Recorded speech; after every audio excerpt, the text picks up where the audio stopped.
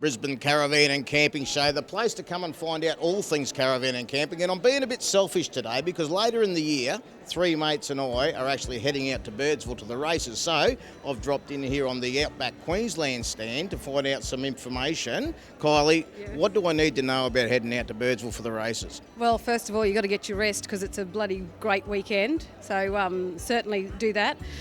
Make sure you got your vehicle all ready to go. There's free camping out at the Common at Birdsville. So make sure you're well prepared. There is toilets out there and there's also accommodation out at the Caravan Park.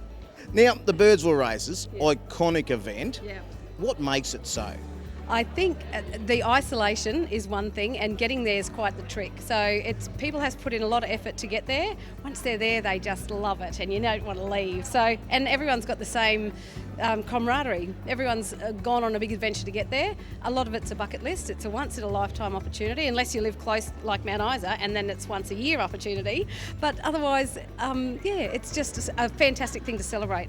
What else is there in Birdsville? Obviously the horses aren't everything for everyone. No. But there's a few iconic things you just have to do while you're there, isn't there? Yes, absolutely. Out to Big Red, the sand dunes are a must-do.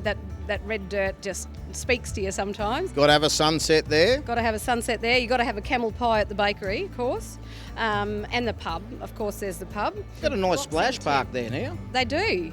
Fred Brophy's boxing tent, of course. Oh, what an event. Bring it down, dung, da, dung, da, dung, dung. So, yeah, that's always a good one. And it's much more than boxing, it is an absolute show. It is an absolute show, yeah, especially as the night wears on.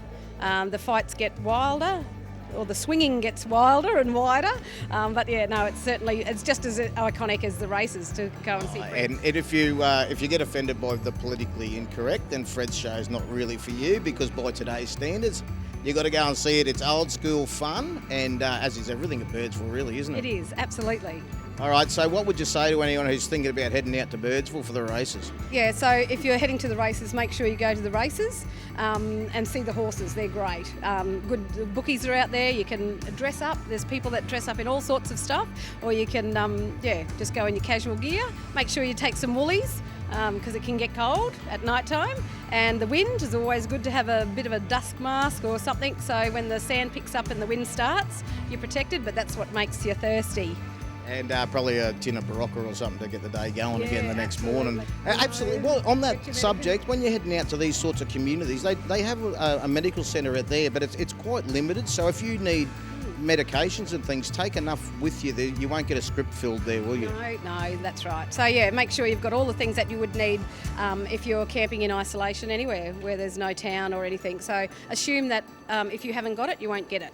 Now, if anyone's heading out Outback Queensland generally, where can they go and get some information to help them plan their journey? Yeah, great. All the information centres in Outback Queensland are very well stocked with very knowledgeable staff.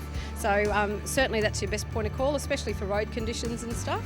Always check into your visitor information centres and make sure everything's good. Thanks, Kylie. No Been worries, great. Becca. Thanks, mate. See you there.